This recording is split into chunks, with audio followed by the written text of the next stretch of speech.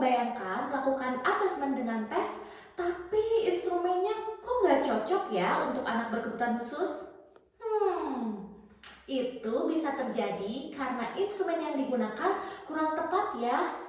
Oke, di video kali ini kita akan membahas tahapan-tahapan menyusun instrumen asesmen akademik secara sistematis dan mudah dipahami, sehingga kita bisa menyusun instrumen asesmen akademik yang fungsional. Let's get started!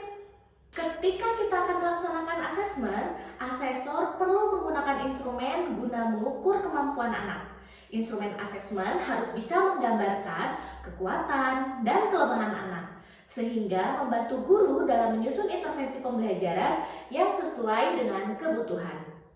Berikut tahapan dalam menyusun instrumen asesmen akademik. Yang pertama, kita perlu memahami apa saja aspek dan ruang lingkup akademik yang ingin diasesmen. Langkah ini sudah kamu pelajari pada pertemuan sebelumnya ya. Apakah kamu mengingat materi pada pertemuan sebelumnya?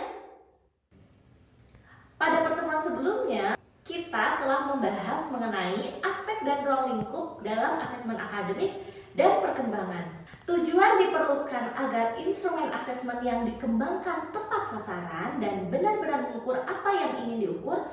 Bagaimana cara melakukannya ya? Yang pertama, mengidentifikasi kompetensi atau kemampuan yang ingin dicapai siswa. Yang kedua, menentukan standar atau indikator yang mengacu pada kurikulum atau tujuan pembelajaran. Yang ketiga, menentukan tingkat kedalaman yang akan diukur, misalnya hanya mengingat, memahami, atau sampai menganalisis sesuai dengan taksonomi Bloom. Menetapkan komponen berarti memetakan bagian-bagian materi atau aspek keterampilan yang akan dimasukkan ke dalam asesmen sesuai tujuan yang sudah dianalisis. Gimana cara melakukannya? Yang pertama, memecah tujuan besar menjadi komponen-komponen spesifik yang dapat diukur. Yang kedua, menentukan indikator pencapaian untuk setiap komponen. Dan yang ketiga, menentukan bobot atau prioritas setiap komponen sesuai pentingnya. Sekarang, saatnya kita membuat kisi-kisi instrumen. Perhatikan contoh berikut ya. Kamu dapat membuat tabel berisikan ruang lingkup, aspek, komponen, indikator, dan butir soal. Kisi-kisi ini akan membantu kita menyusun soal secara terarah. Tak ada format baku, yang penting harus logis dan menyeluruh sesuai dengan teori Calistung dan kurikulum. Ayo coba tuliskan satu indikator yang bisa kamu gunakan untuk asesmen membaca permulaan. Oke, langkah selanjutnya adalah mengembangkan butir soal berdasarkan kisi-kisi yang telah dibuat. Pada kolom aspek bisa ditinjau menggunakan teori atau dasar capaian pembelajaran pada kurikulum.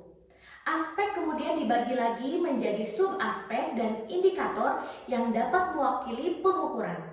Indikator harus ditulis dengan konkret dan butir soal harus disesuaikan dengan indikator yang sudah dibuat. Jangan lupa ya, pada saat membuat indikator, kita harus menggunakan kata kerja operasional yang terukur. Sekarang, kamu sudah memahami 4 langkah penting dalam menyusun instrumen asesmen akademik, yakni memahami aspek yang akan diasesmen, menetapkan tujuan dan indikator, menyusun kisi-kisi, dan mengembangkan soal. Apakah kamu sudah pernah mencoba membuat instrumen asesmen sendiri? Langkah mana ya yang menurutmu paling menantang? Yuk teruslah belajar dan berlatih karena asesmen yang baik akan membawa pembelajaran yang bermakna. Sampai jumpa di video berikutnya.